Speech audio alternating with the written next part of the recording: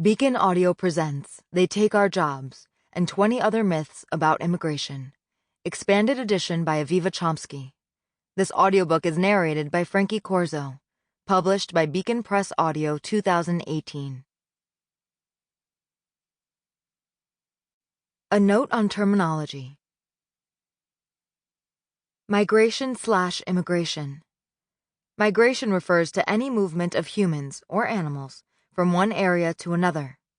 Immigration refers to such movements by humans when they involve crossing established state boundaries and are regulated by the governments of the territories they involve. So immigration really exists only under the modern state system. First world/third world. The term third world was coined in the 1950s as part of an anti-colonial analysis that explained the poverty of many of the world's regions as a legacy of their colonial past. It contrasted the situation of the formal colonies to that of the first world industrialized powers and the second world or socialist bloc countries. Modernization theorists compared underdeveloped or less developed countries to developed countries, implying that development was a discrete process that all countries would go through at their own pace. Scholars from the dependency school responded that underdevelopment and development were two sides of the same coin. Underdevelopment was not at a starting state, but rather a result of colonial exploitation.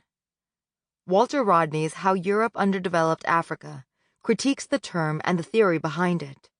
Other economists offered industrialized and non-industrialized, and later added newly industrialized, or NICs, newly industrialized countries, referring usually to Singapore, South Korea, Taiwan, and Hong Kong. But the deindustrialization of the First World, and the very different nature of the industrialization now going on in the Third, makes these terms problematic. Despite the radical changes in the global economic and social order since the 1950s, the concepts of First World and Third World still offer considerable power for understanding the roots and nature of global inequality. Latino/Hispanic. Although the terms are often used interchangeably today, they have very different histories.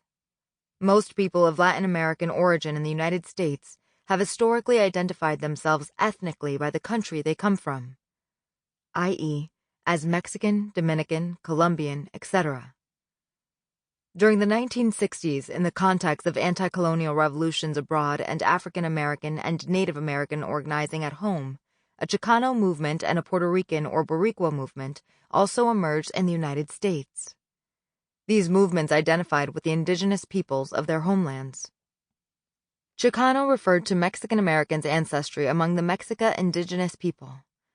Boricua referred to the Taino name for the island of Puerto Rico. They used the concept of internal colonialism and analyzed their historical situation in the United States as that of colonized minorities rather than immigrants. It was in this context that the U.S. government began to utilize the term Hispanic. To some, especially in the Southwest, it was a term that tried to depoliticize their identity, and in particular to erase the indigenous and African origins of many Latin Americans. In the Mexican North, now the U.S. Southwest, Hispanic tended to be used by Spanish origin elites to distinguish themselves from Mexicans of African and indigenous origin, and many Chicano activists found the term offensive. On the East Coast, where Puerto Rican migrants saw their country's resistance to Anglicization as an important part of their identity and ethnic pride, the term Hispanic tended to be taken on more readily as an acknowledgement of the importance of the Spanish language to Puerto Ricans. Latino came into common usage in the 1980s as an alternative to Hispanic. More Latin Americans from different parts of the continent were entering the United States, and people of Mexican and Puerto Rican origin were becoming more and more geographically dispersed throughout the country.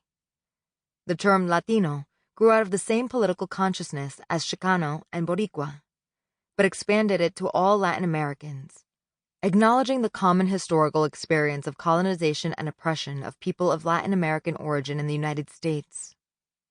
By the year 2000, though, the term Latino had lost much of its radical edge. Mainstream newspapers began to adopt it, and the 2000 census offered Hispanic or Latino as a category. Some scholars and activists point out a further awkwardness built into the term Hispanic, because it encompasses all things or people related to Spain or the Spanish language. It creates a category of people that includes those from a European country, Spain, and Spanish-speaking Latin America, but not people from Brazil or Haiti. It might be a logical category for studying literature, Hispanic literature, but it is not one that makes a lot of sense in looking at immigrants or ethnicity in the United States. Undocumented/illegal. Although the terms illegal, as a noun, and illegal immigrant have been used for decades as epithets against people who supposedly lack official authorization for their presence in the United States. I say supposedly because immigration law is quite complex, and the question of status cannot be in fact reduced to legal versus illegal. Furthermore, those who use the term generally have no way of knowing the precise legal details regarding the immigrant they are referring to. The term's use grew in the 1960s as overly racist anti-Mexican terms like wetback were challenged, and they were cousins of the tough-on-crime approach that criminalized people of color during the Nixon administration in the 1970s, and the Reagan administration in the 1980s. By the 1980s, immigrants and immigrant rights activists responded with the slogan, "No human being is illegal," and supported the use of the term undocumented to focus attention more precisely on the lack of documents, rejecting the notion of illegality. In 2013, the Associated Press style book, the standard for the news industry, announced that illegal immigrant or illegal in reference to a person was no longer an acceptable usage.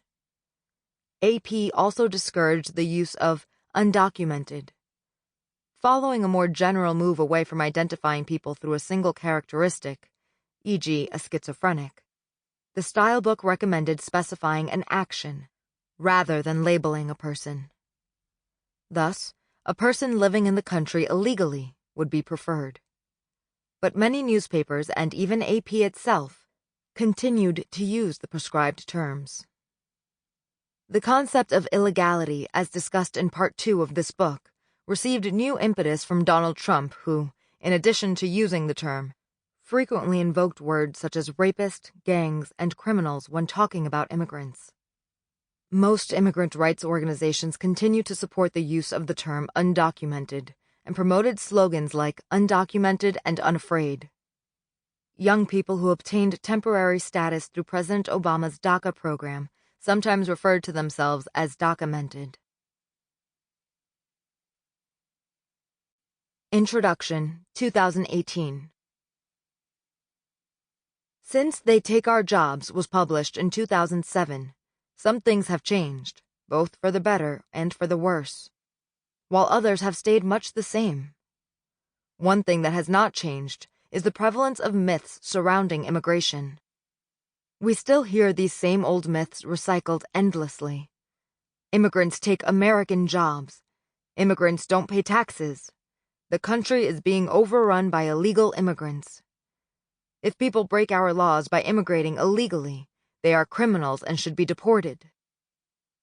During Donald Trump's presidential campaign, and since his election and inauguration, we've actually heard them repeated with renewed vigor. Nevertheless, much has changed significantly in the panorama of immigration over the past decade. The number of undocumented people in the United States peaked around 2007 and has been in decline ever since.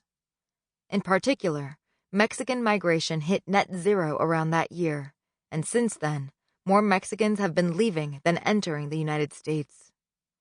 Meanwhile, Central American immigration, though still much smaller than that from Mexico, has been steadily increasing. Obama's contradictory legacy. President Barack Obama's two administrations brought some apparently contradictory shifts in immigration policy. Obama claimed to pursue a more humane approach to immigration enforcement. Under the rubric of targeting felons, not families, Immigration and Customs Enforcement, ICE, began prioritizing immigrants identified as criminals as its main targets for deportation. Obama also announced two executive actions, one in 2012 and one in 2014, offering Sample complete. Ready to continue?